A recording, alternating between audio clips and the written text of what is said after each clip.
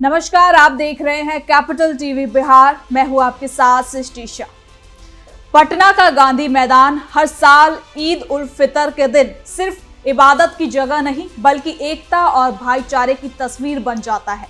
इस बार भी हजारों लोगों ने नमाज अदा की, गले मिलकर मुबारकबाद दी, लेकिन इस भीड़ के बीच एक ऐसी कमी महसूस हुई जिसने पूरे माहौल को अचानक सियासी रंग दे दिया। बिहार के मुख्यमंत्री नीतीश कुमार इस बार नजर नहीं आए। एक ऐसी अनुपस्थिति जिसने सालों पुरानी परंपरा को तोड़ दिया। इसी खाली जगह को भरने के लिए पहली बार उनके बेटे निशांत कुमार सामने आए।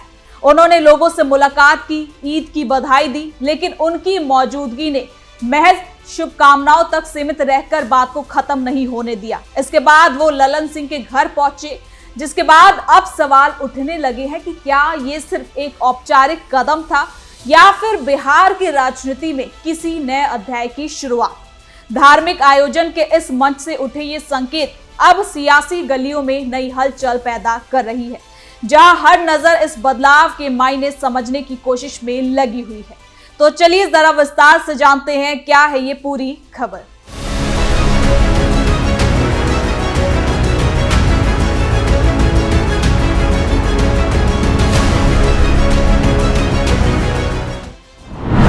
गांधी मैदान में ईद, लेकिन बड़ा सियासी ट्विस्ट। नीतीश कुमार क्यों रहे गायब? पहली बार सामने आए निशांत कुमार। क्या बदलने वाली है बिहार की राजनीति? आज सुर्खियों में है पटना का गांधी मैदान, जो हर साल ईद उल फितर के मौके पर गंगा जमुनी तहजीब और सामाजिक एकता का प्रतीक बनता है। इस बार एक अलग ही वजह से चर्चा में रहा। हजारों की संख्या में लोग नमाज अदा करने के लिए यहां पहुंचे। माहौल पूरी तरीके से धार्मिक आस्था और भाईचारे से भरा हुआ था, लेकिन इस बार एक ऐसी चीज रही जिसने इस पूरे आयोजन को राजनीतिक नजरिए से सोचने पर मजबूर कर दिया, और वो था बिहार के मुख्यमंत्री नीतीश कुमार का इस कार्यक्रम में शामिल ना होना। करीब 2 दशकों से यानी 20 सालों से चली आ रही परंपरा को तोड़ते हुए मुख्यमंत्री नीतीश कुमार ईद के मौके पर मैदान में मौजूद नहीं रहे। उनकी जगह उनके बेटे निशांत कुमार ने कार्यक्रम में शिरकत की और लोगों को मुबारकबाद दी कि ईद के मौके पर नीतीश कुमार गांधी मैदान पहुंचते, नमाज के बाद लोगों से मिलते, उन्होंने बधाई देते हुए और राज्य में सांप्रदायिक सौहार्द का संदेश देते। ये केवल एक औपचारिकता नहीं थी बल्कि उनकी राजनीति की उस छवि का भी हिस्सा थी जिसमें वो खुद को एक समावेशी और सभी समुदायों को साथ लेकर चलने वाले नेता के रूप में अपने आप को प्रस्तुत करते रहे हैं।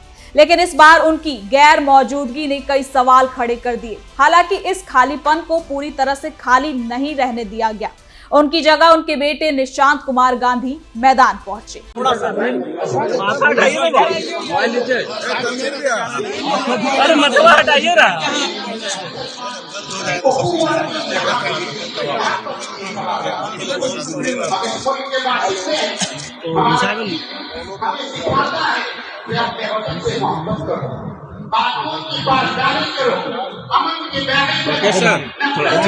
थोड़ा सा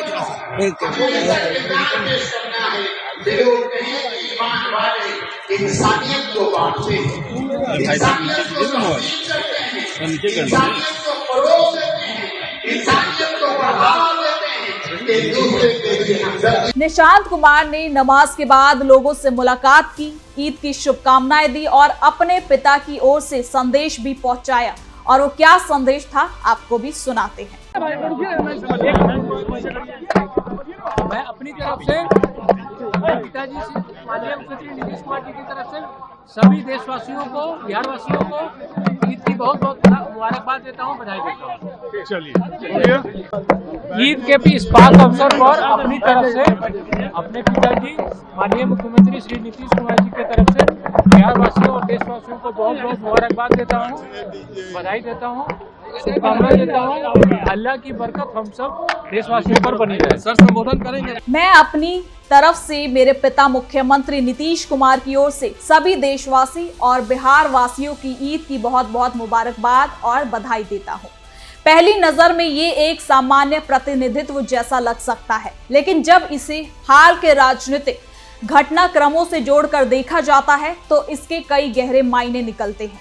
निशांत कुमार का इस तरह से सार्वजनिक मंच पर आना कोई अचानक हुई घटना नहीं। पिछले कुछ समय से वो लगातार सक्रिय नजर आ रहे हैं। निशांत ने जब से जेडीयू ज्वाइन की है तब से वो हर कार्यक्रमों में भी पहुंच रहे हैं और अपनी मौजूदगी भी दर्ज कराते हैं। खासकर इफ्तार पार्टियों और बाकी सामाजिक आयोजनों में उनकी भागीदारी ने ये संकेत दिया है कि अब उन्हें धीरे धीरे सार्वजनिक जीवन से आगे लाया जा रहा है, क्योंकि ईद जैसे बड़े और संवेदनशील मौके पर उनकी मौजूदगी को राजनीतिक रूप से बेहद खास माना जा रहा है। गांधी मैदान जैसे मंच पर खड़ा होना, जहां हर वर्ग और समुदाय के लोग मौजूद होते हैं, किसी भी नेता के लिए एक बड़ा मौका होता है अपनी स्वीकार्यता दिखाना। ऐसे में निशांत कुमार का वहां जाना ये संकेत देता है कि पार्टी उन्हें एक संभावित चेहरे के रूप में पेश करने की दिशा में कदम बढ़ा रही है। नीतीश कुमार की गैर मौजूदगी को लेकर अलग अलग तरह की बातें भी सामने आई। कुछ लोगों का मानना है कि ये सिर्फ एक व्यक्तिगत या फिर स्वास्थ्य से जुड़ा कोई कारण हो सकता है, जबकि राजनीतिक जानकारों का एक वर्ग इसे एक सोची समझी रणनीति के तौर पर देख रहा है। उनका कहना है कि ये ट्रांजिशन का संकेत हो सकता है, जहां पुरानी पीढ़ी धीरे धीरे पीछे हट रही है और नई पीढ़ी को मौका दिया जा रहा है। इस पूरे पहलू को और दिलचस्प बना दिया है उस मुलाकात ने जो ईद के इस कार्यक्रम के बाद हुई। आपको बता दें कि गांधी मैदान से निकलने के बाद निशांत कुमार सीधे जेडीयू के वरिष्ठ नेता राजीव रंजन सिंह उर्फ ललन सिंह के घर पहुंचे। वहां करीब 15 मिनट तक दोनों में बातचीत हुई एक कमरे के अंदर। निशांत कुमार और ललन सिंह की ये मुलाकात भले ही छोटी थी, लेकिन इसके राजनीतिक मायने काफी बड़े माने जा रहे हैं। ललन सिंह पार्टी के भीतर एक मजबूत और प्रभावशाली नेता माने जाते हैं। ऐसे में निशांत कुमार का उनसे मिलना ये संकेत देता है कि पार्टी के अंदर भी उनके लिए माहौल तैयार किया जा रहा है। ये मुलाकात महज शिष्टाचार नहीं बल्कि एक संभावित रणनीतिक बातचीत के रूप में देखी जा रही है, क्योंकि निशांत कुमार को लेकर खबर ये भी आ रही है कि बिहार के सीएम में जो बदलाव हो रहा है उसमें सीएम तो बीजेपी का हो सकता है, लेकिन डिप्टी सीएम जेडीयू से ही होंगे। तो ऐसे में निशांत कुमार का नाम उसमें आगे चल रहा है। इसके साथ ही राजनीतिक गलियारों में इस पूरी तस्वीर को लेकर भी चर्चा हो रही है। विपक्ष ने भी इस पर सवाल उठाने शुरू कर दिए हैं। कुछ नेताओं का कहना है कि ये परिवारवाद की ओर बढ़ता एक कदम है, जबकि जेडीयू के भीतर इसे नई पीढ़ी को मौका देने की प्रक्रिया के रूप में पेश किया जा रहा है। तो वहीं अगर पिछले कुछ सालों के घटनाक्रमों पर भी अगर नजर डालें तो ये साफ दिखाई देता है कि बिहार की राजनीति एक बदलाव के दौर से गुजर रही है, जहां एक तरफ पुराने और अनुभवी नेता अभी भी एक्टिव चल रहे, तो दूसरी तरफ नई पीढ़ी को धीरे धीरे सामने लाया जा रहा है। ऐसे में निशांत कुमार का उभरना इस बड़े बदलाव का हिस्सा माना जा सकता है, जहां गांधी मैदान का ये आयोजन जो आमतौर पर धार्मिक और सामाजिक एकता का प्रतीक होता है, इस बार राजनीतिक संकेतों का केंद्र बन गया।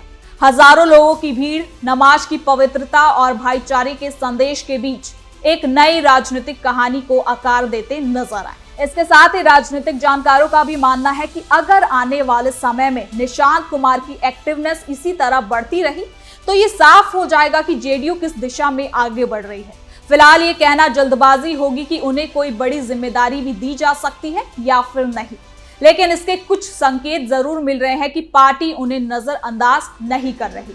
इस बीच ये भी ध्यान देने वाली बात है कि नीतीश कुमार लंबे समय से राजनीति में एक्टिव है और उन्होंने बिहार की राजनीति में एक अलग पहचान बनाई है। ऐसे में उनके बाद नेतृत्व कौन संभालेगा, ये सवाल लंबे समय से सुर्खियों में बना हुआ है। ईद के इस आयोजन ने उस चर्चा को भी हवा दे दी है। निशांत कुमार की मौजूदगी और उनकी गतिविधियों ने ये बताने की कोशिश की है कि आने वाले समय में बिहार की राजनीति में एक नया चेहरा उभर सकता है। हालांकि ये भी सच है कि राजनीति में केवल मौजूदगी या कुछ कार्यक्रमों में भाग लेने से नेतृत्व तय नहीं हो जाता। इसके लिए संगठन में पकड़, जनता के बीच स्वीकार्यता और राजनीतिक समझ भी जरूरी होती है। ऐसे में निशांत कुमार के सामने भी कई चुनौतियां होगी अगर वो इस दिशा में आगे बढ़ते हैं। कुल मिलाकर फिलहाल पटना के गांधी मैदान में हुई ईद की नमाज और उससे जुड़ा ये पूरा कार्यक्रम एक बड़े राजनीतिक दिशा के रूप में देखा जा रहा है। ये सिर्फ एक दिन की घटना नहीं बल्कि आने वाले समय की राजनीति को भी तय कर सकती है।